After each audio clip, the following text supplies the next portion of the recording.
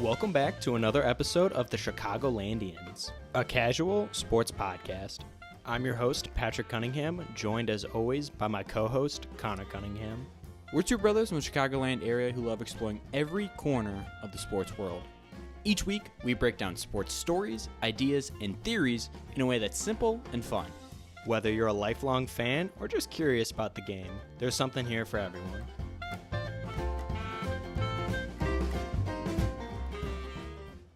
Welcome back to another episode of the Chicagolandians podcast. I'm your host, Connor Cunningham, joined as always by Patrick Cunningham.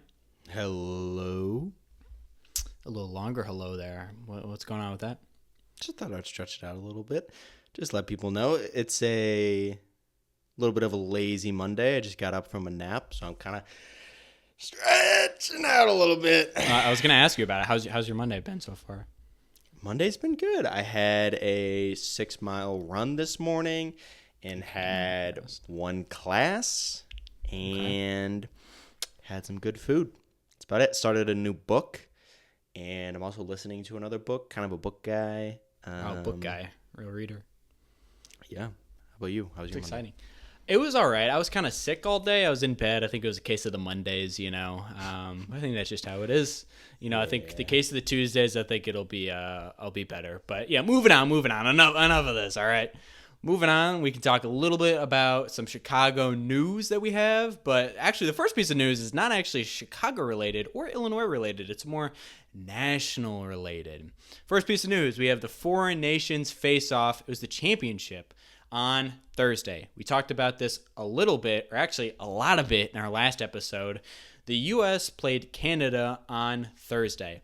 Unfortunately, the United States lost to our brothers up north, Canada, 3-2. Connor McDavid got Connor with 2 ends, not one, scored the game-winning goal in overtime.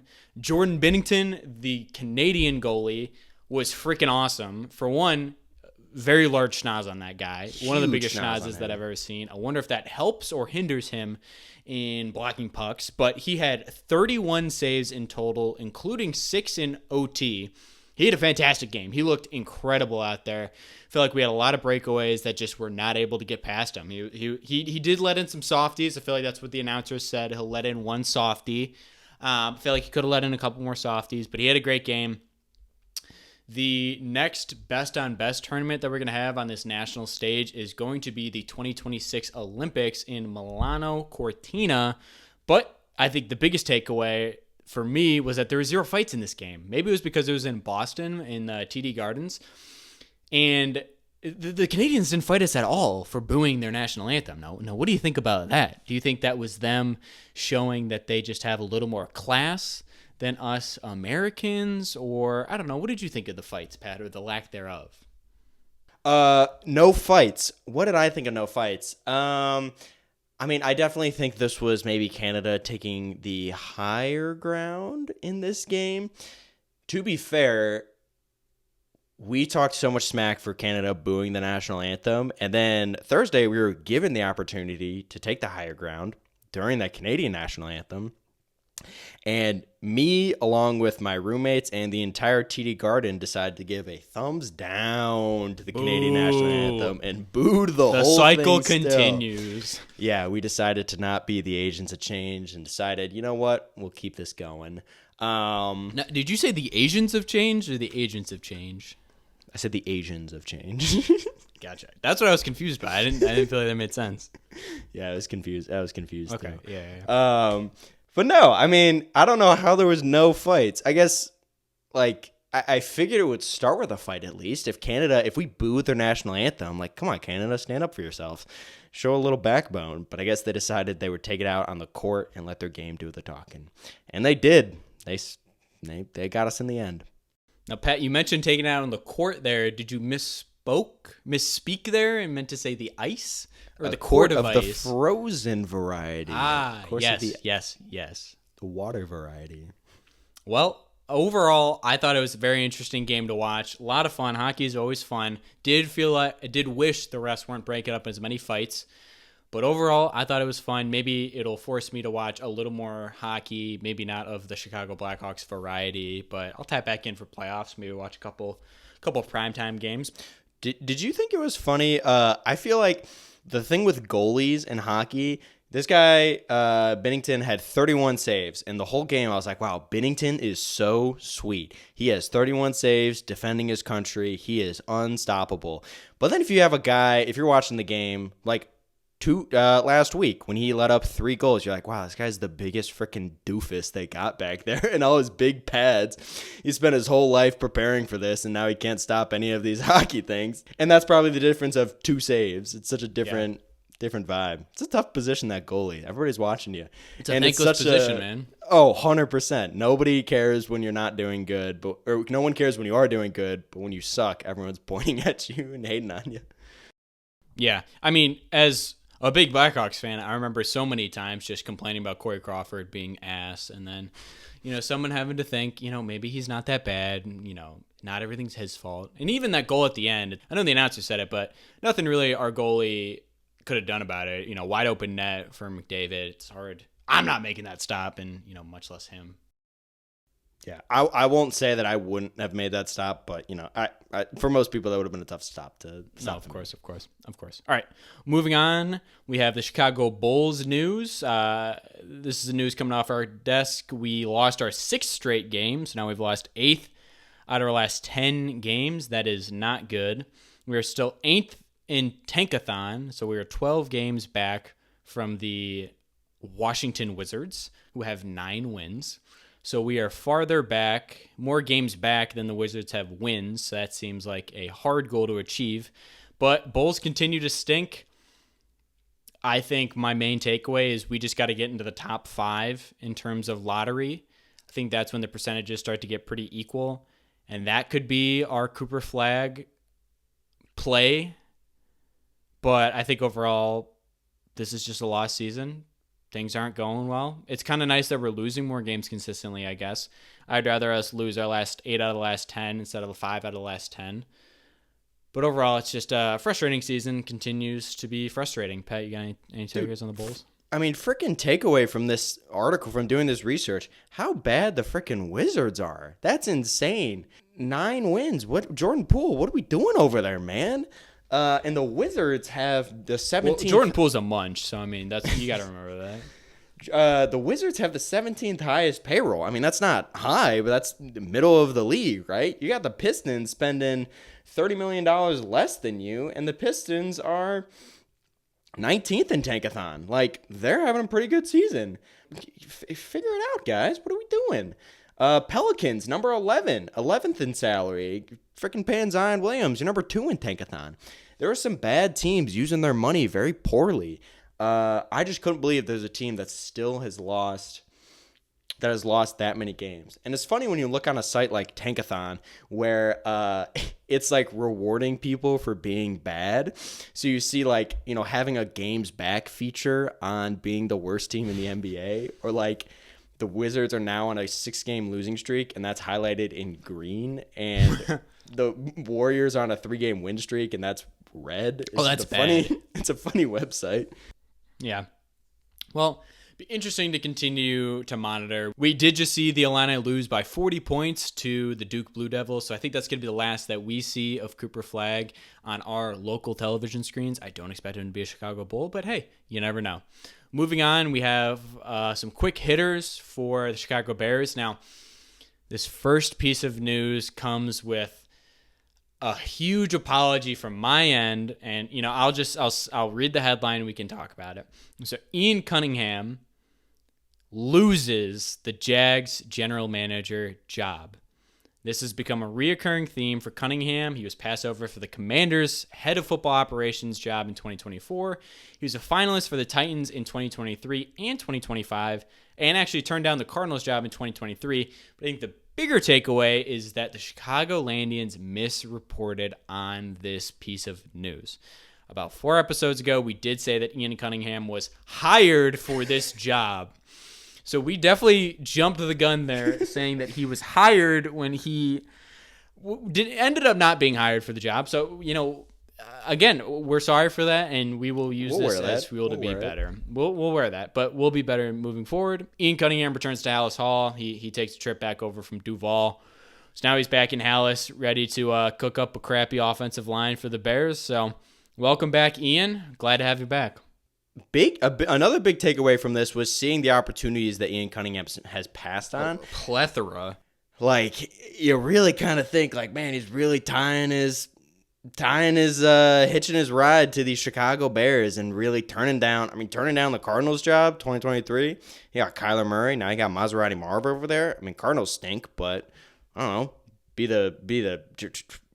could be the general manager of a team. Like, that's a pretty good deal. To turn that down, to come back to a freaking 4-12 Chicago Bears, like, I don't know. I hope it works out for Ian. I'm sure he's doing fine. And I hope people welcome him back in Hallis Hall with open arms.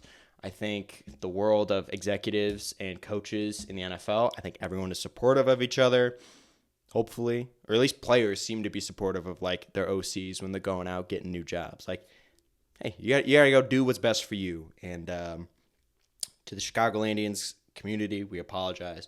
We will try to be better, but, we won't apologize for trying. Won't apologize for trying. It's a never-ending news cycle. All right, moving on. We have another piece of news. We have the Myles Garrett trade rumors. So, I mean, Pat, I'm just going to kind of open this up to you. What do you think of this? Do you think these trade rumors have any weight to them? We've been seeing some mock drafts having a potential couple firsts, maybe a Jalen Johnson addition to that trade package. What do you think of it? Well, I just think this was brought up 2 episodes ago with Q. He talked about during the mock draft, he asked us what we thought of adding Myles Garrett. And it's just, it seems almost identical to the Khalil Mack situation when we got Khalil Mack. We have a new head coach and a new quarterback and about a zillion problems that we have to figure out. Maybe certainly a problem, but not our biggest problem, is our edge rushing presence. And any article you read will say Myles Garrett obviously is going to help any team that he joins, right? He's the best defensive player in the NFL, right? He would make a huge impact, and he would certainly patch over a lot of the holes that the Bears have, but he is not a long-term solution for the Bears. I think he's 30 years old right now, or 32 years old. We would have to give up 2 first-round picks, and I know you can say, what could those first-round picks become? What could James Pierce become? He could become a Myles Garrett. But that's not the same thing. You could get a James Pierce that turns into a Myles Garrett that you don't have to pay like a Myles Garrett, that you don't have to give up another first-round draft pick for, that you don't have to give up potentially Jalen Johnson for, right? It would seem like another decision that's very short-sighted for the Bears. And I know Ben Johnson says we want to win now, but I would not like this decision. I think we need to build in the draft, and we need as much capital as we can. And especially after having 4 draft picks last year and seeing how when we use one of those draft picks for a freaking punter, it does not turn out really well. I want to hold on to those draft picks. Connor, what do you think? Yeah, I agree. I think, less of the win now or build for the future idea. It's just more of, it's just the second point that we had. The Bears are not a Myles Garrett away from the Super Bowl. I think 100%. Myles Garrett could make us a playoff team for sure. Just because, adding 15 sacks to this roster would be a huge impact, especially with Montez Sweat. Maybe he could return to his previous form. Certainly he was not in form this past season. But I think overall, like you said, our strengths or our weaknesses are on the offensive line. Our defensive line is certainly not a strength, but our defense is one of the highest paid defenses in the league. Adding another extremely high paid player is just going to further increase the disparity in production on the offensive side of the ball. We need to reserve as many assets as we can right now, both in draft picks and just salary, to fixing this offensive situation that we have. And I don't think trading for Myles Garrett is the solution to that. There's going to be edge rushers available in the draft and in free agency. We've talked about Josh Sweat going to be available. Joey Bosa, Joey Bosa is probably not a realistic option, but Joey Bosa just got released by the Chargers or is expected to be released. There are other options out there that we could pursue other than the flashy Myles Garrett trade. This is a Ryan Pace trade. This is not a Ryan Poles trade. All right, moving on. We have not a review of the week. Don't get me started on it. We don't have a review of the week. I think they're still coming through the pipeline right now. I know you guys are writing them out, pounding them out right now on your typewriters, but I think they're just taking a little bit to get through. On a serious note, though, please feel free to leave reviews on Apple Podcasts or Spotify. We love reading them. Any little bit helps to spread this podcast. We love engaging with fans. We're really trying to make this grow, so any help that you could provide us would really be beneficial. But we do have a content highlight that we wanted to highlight real quick. So Oscar Colas of the Chicago White Sox did take a fly ball off his head in spring training against the Cubs. Now, I feel like this is a really good metaphor for the Sox because Colas used to be a top 100 prospect. He was supposed to be the next hot thing for Chicago baseball, and kind of where we are at right now and where Colas is right now is that we're just taking fly balls off the face. So I think this kind of embodies where the White Sox are right now.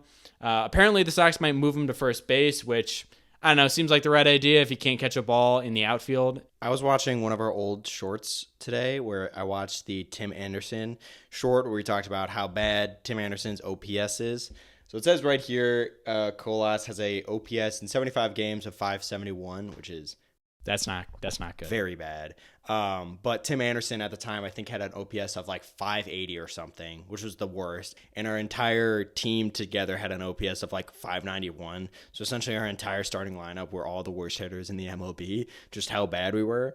So seeing this 571 really brought me back to those old days those dog days of the Chicago White Sox, just how bad we were and how bad we still are going to be this year. But yeah, it's fun to see training camp start again. It was funny to see Juan Soto. It was cool to see Juan Soto in a Mets jersey, and start to see the rumblings of the baseball season getting underway.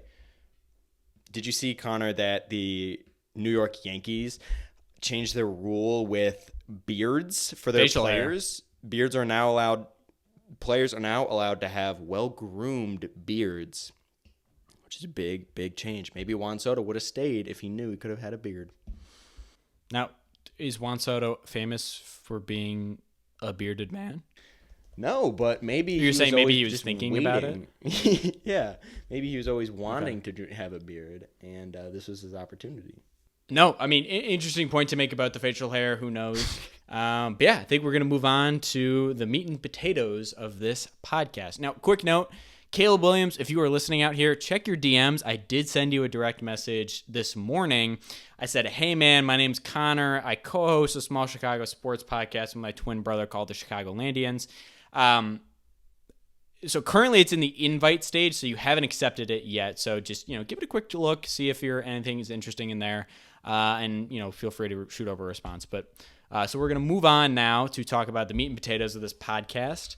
It is the Chicago White Sox. So we kind of ended with a thorn there talking about Oscar Colas, but there might just be a rose in the Chicago White Sox's story. And that rose comes from two brothers, the Ishbia brothers. So if you did not know, the Ishbia brothers are two brothers who are around the age. I believe Justin is the older one. He's around 47 right now. They're two very wealthy men who operate also in the sports world. So the two of them operate the Phoenix Suns as well as the Phoenix Mercury. And most recently, they've been looking to acquire a baseball team. So Justin is a huge fan of baseball, with Matt being more of a fan of basketball. The two of them really wanted to own an MLB franchise. So originally, that came in the form of trying to buy the Minnesota Twins. So this was happening, I believe, in around December. There were rumors about the Twins being put up for sale, and these two brothers, the Ishbia brothers, were going to acquire the Twins. As that was coming out, there was another report that in order for them to acquire the Twins, the Ishbia brothers, or Justin, would have to divest his shares of the White Sox in order to acquire the Twins, because I believe there must be a rule where you can't be a majority owner in multiple baseball teams in the MLB or something like that. And that was kind of news to many fans as well, because there were these two hotshot owners who were looking to inject a ton of money into an AL Central team.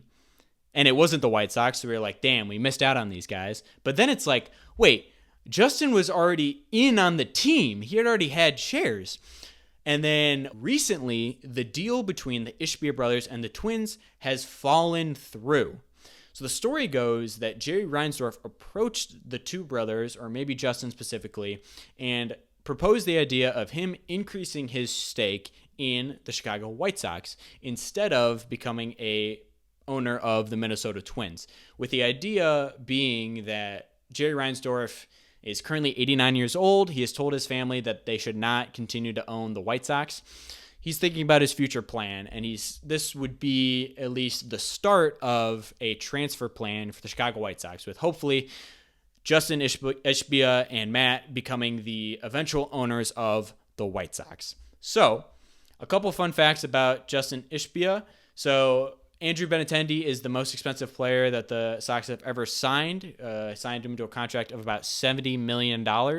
If you didn't know, Justin Ishbia currently has over $70 million of Chicago real estate from a couple properties that he has acquired here. So something exciting. I think overall, the eagle-eye view is that for so long, fans have been tortured by the ownership of Jerry Reinsdorf, of Jerry just sitting there and not really doing anything with this team.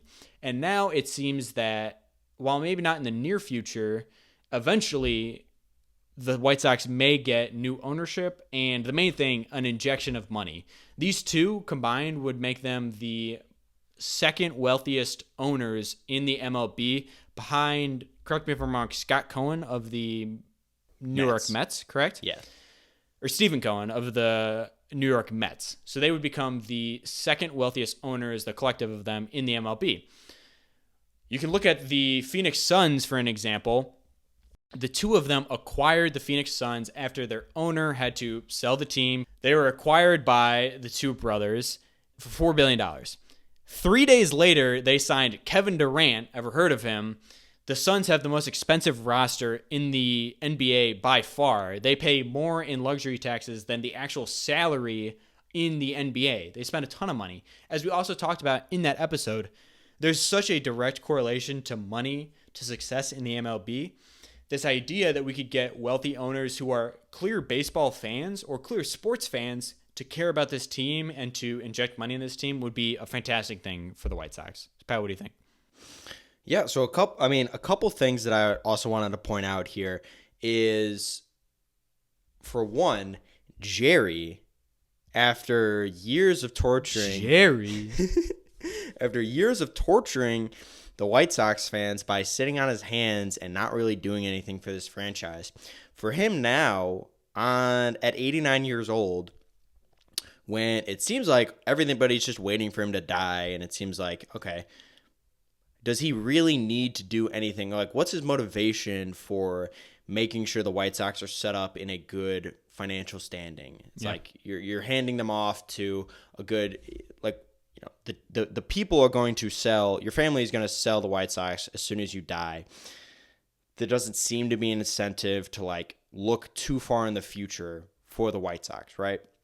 But for Jerry to now be super assertive, and when he sees this pitch for the Twins, to then reach out to Ishbia and say, hey, you should actually go buy more of the White Sox shares.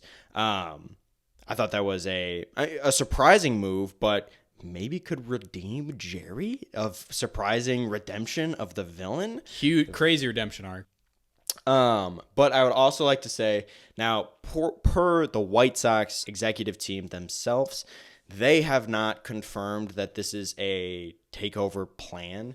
Per Scott Reffert, who is the Sox vice president of communications, he says this offer to limited partners has no impact on the leadership or operations of the White Sox and does not provide a path to control, which I guess is saying right now, in comparison to the Twins situation where Ishbia was ready to, I think, take over and be the full-time owner before opening day of this current MLB season. I think they're saying Ishbia is not going to take over majority ownership of the White Sox anytime soon. But it does seem like if Jerry passes away, he could be next in line. If he does, yeah. Yeah. And then the other thing that I will say, Connor, you hit on it already, obviously, but the main thing about these brothers is their willingness to spend money.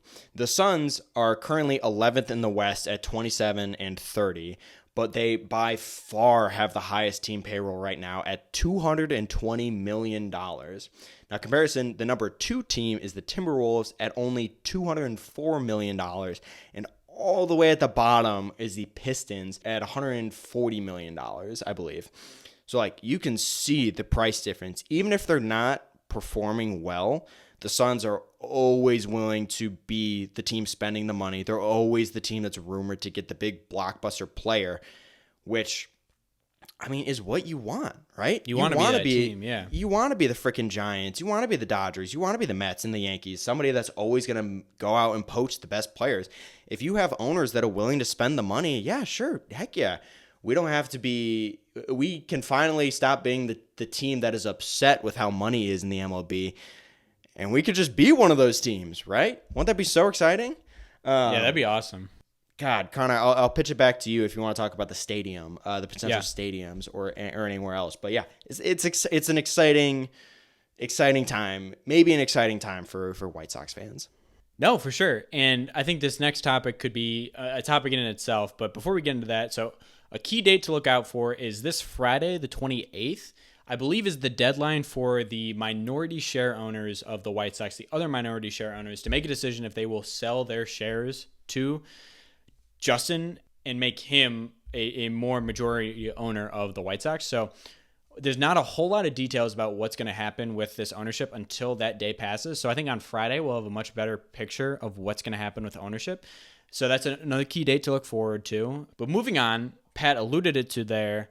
I think the biggest topic related to Jerry and his stake in the White Sox is this topic of the stadium. So the 78 is a new proposed stadium for the White Sox that will be moved location, so it'll be more in the city. It's a proposed stadium that Jerry wants to get done. The main hiccup with the stadium progress right now is that Jerry is looking to get a lot of public funding to produce this stadium, which, as we've seen with Kevin Warren, can be very difficult to do. Now, from sources that I've seen around on the internet, Jerry does have a better holding on Springfield compared to Kevin Warren. He's been around here for a very long time, so I think he does have a little bit more power in the legislation there to get some taxes there, but still, it's been slow progress to make this stadium happen. Now, why is the stadium so important for the White Sox in the first place, right? I think the main issue that we get into with this stadium is that if the stadium was to be built very close to the city, it would make the move of the White Sox out of Chicago far less likely, because currently there's a lot of rumors, there's at least rumblings of the White Sox moving to maybe Nashville or some other locations because there's already a great baseball team in Chicago. Clearly, fans are more into the Cubs. There's not a lot of money being injected. The location isn't great. So it seems like if Jerry were to die with no clear path, ownership path, or no clear stadium in Chicago, it would make a lot of sense for the team to just be moved out of Chicago. But if a new stadium was built in Chicago, then that would mean that the White Sox could stay in Chicago probably for eternity. So that makes Jerry much more interested in the idea of, before he's dying, identifying rich owners who can help put this stadium plan into action. So I think that is the biggest thing here, where Jerry was kind of trying to think a little bit more about the future of this team and realizing that if you really want your legacy to continue here in Chicago, the White Sox to continue in Chicago, you need to find some new people to buy this team if your family's going to sell it, to get the stadium deal done. Because there's not a lot of progress going on right now, and I think that's what brought the Ishbia brothers into here. Do you know, off the top of your head, Connor, how much Jerry bought the Chicago White Sox for without looking at the show doc? $50 million. He bought it in 1981 for $19 million. The White Sox currently have a $2 billion valuation. That is a good ROI. Pretty insane investment. I think I also saw from researching this topic that there has been changes in the television contracts for baseball, which has caused, I believe, some teams or cities, or I think networks, have pulled out of these TV contracts. So when we talked about salary episodes, there's another problem with a lot of teams getting basically a guaranteed cut of these TV contracts and could just sit on the sidelines and collect this big check. But these TV contracts are kind of drying up. So I think like $500 million of guaranteed revenue from TV contracts is now off the table. So it does seem like Reinsdorf might be scrambling a little bit, or like the business model of the Chicago White Sox is due for some change. And you can't be one of those teams that is just sitting and keeping a low budget team that generates just money based off these TV contracts. So it does seem like perfect timing to get some new owners in here. Overall, it's a very dark time for the White Sox right now. We don't have a great farm system going on. We literally just broke the record for the worst team, the most losses in MLB history. We're taking balls off. We're taking fly balls off our head in Oscar fucking spring training. It's taking balls off the head. I think this is at least a glimmer of hope, or a shimmer of hope, whichever you want to call it, for the White Sox. If you think about it long term, this probably isn't going to be something that's going to affect the Sox in the next 2 years, maybe. We're not going to turn into the New York Mets spending the most, sign the Kevin Durant of baseball in the next 2 years. But I think it at least gives you a sense of hope that there will be change in the future. And at least to know that the White Sox won't be moved out of Chicago is something to hang your hat on and be excited about.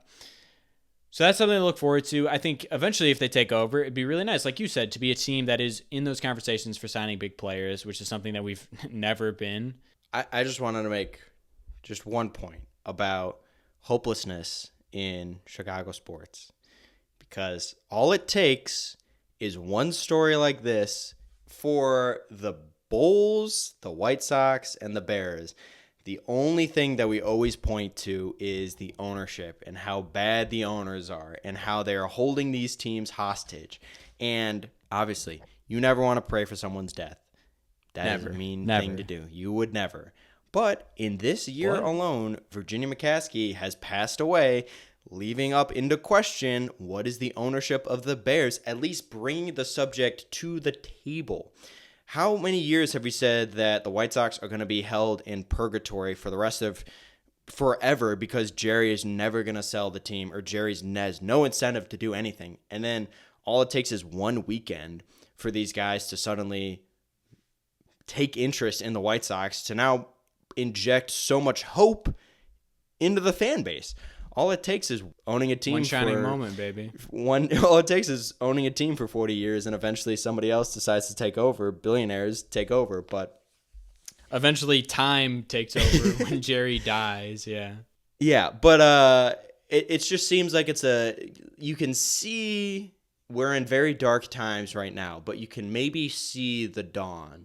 And I think it was something that I thought was impossible, was to think of the McCaskies maybe selling the Bears or Reinsdorf selling the White Sox. And now, this year alone, 2 months in, we've already at least talked about the subject of both teams moving on in their ownership. So I think it is a hopeful time to be a White Sox fan, and obviously a Bears fan. Bears friggin' sneaky Super Bowl favorites next year, but yeah. Yeah, I just actually got an email, kind of a ticker coming across my screen that says Bears are back, and under here it also says White Sox are back. White Sox back? That's actually pretty exciting to see that both those teams are back. So White Sox, we never talked about Jerry ever selling the team. We never thought that was even a possibility. I never even considered that, and now all of a sudden here we are talking about it. Like, how about that? Yeah, just like a little, and I think it really does show something that Jerry went out of his way to approach the Ishbia brothers about this idea. I think it is something nice to see that things can change for the White Sox, and I'm not going to say that things have changed yet, but it's interesting that Jerry approached Justin and brought this idea to his attention. Yeah, I mean, absolutely. It could change. Things can change, yeah. Things can change. Yeah. But, overall, I think that's going to do it for this episode. This was kind of a little bit of a shorter episode, a little bit of a bite-sized episode. We know you guys live busy lives. I'm busy as a bee these days. I got bowling. I got to go to bed early tonight, so I'm ready for bowling tomorrow. But I think that's going to do it for this episode. If you guys enjoyed the podcast, please make sure to leave us a review on Apple Podcasts or Spotify or wherever you consume podcasts. Please share it with your friend. If you enjoyed it, I'm sure you could think of at least 2 other people who might enjoy the podcast. Follow us on all of our social media platforms. We are at Chicagolandians on Instagram, TikTok, YouTube, and Twitter. We're putting out great content twice a week on those platforms. The content's getting better every week. I'm hearing it from you guys. I'm hearing it from outside sources, inside sources. The content's getting better. And you can email us at Chicagolandians for any business inquiries if there's any sponsors out there who are interested in sponsoring the show. But if you don't have anything else to say, Pat, I'm going to say bear down. Bear down. Thanks for listening to another episode of the Chicagolandians. If you enjoyed this episode, be sure to leave us a review on Apple Podcasts or Spotify, or wherever you listen. And if you want more Chicagolandians content, you can find us everywhere at Chicagolandians.